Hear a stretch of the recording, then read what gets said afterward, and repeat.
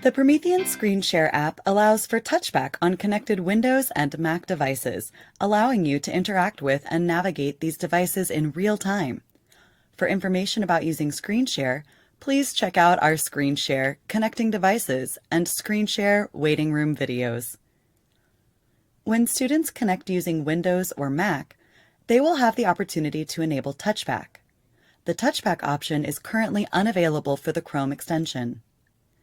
In the waiting room, a purple dot next to a student's name denotes that they have enabled Touchback. When a student mirrors their screen with Touchback enabled, their device's screen will be framed in bright green.